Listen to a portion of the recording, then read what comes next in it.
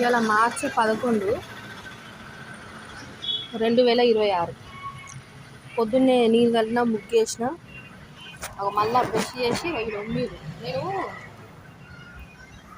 ఇప్పుడు చీపురు కట్టతో ఊడుస్తా, ఆయనకి ఇంతనన్న సిగ్గు శరం ఏమన్నదా, ఇట్లా ఉంచుడు ఆడు అంటున్నాము. ఇప్పుడు అరుగు మీద కూర్చుంటాము, పాప ఏదైనా ఒక తింటుంటుంది, ఈగలు వాళ్తుంటాయి.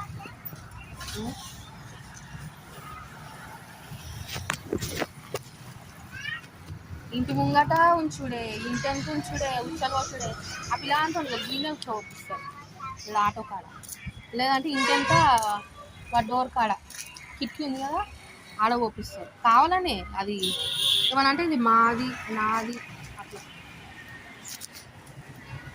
గీడ ఉంచాల్సిన అవసరం ఏముంది. ఇక పాప ఇక ఈయన ఉంచుతుంది.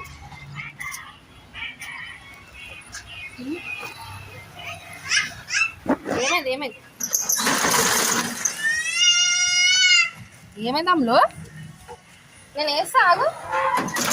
అటు కూర్చోక, ఆడ ఉంచురు కర్రా, ఇలా కూర్చోద్దా బిడ్డ, ఆడ బాగాలేదు కర్రా. అమ్మా కుళ్ళు లేస్తుంది ఇట్లా. ఈ 7 ఏళ్ళ నుంచి ఇదే కథ ఉన్నది.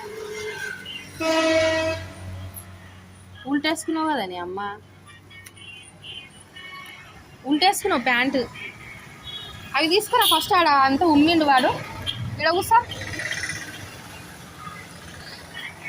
ఆయనకి 40, 42, 43 ఉంటాడు.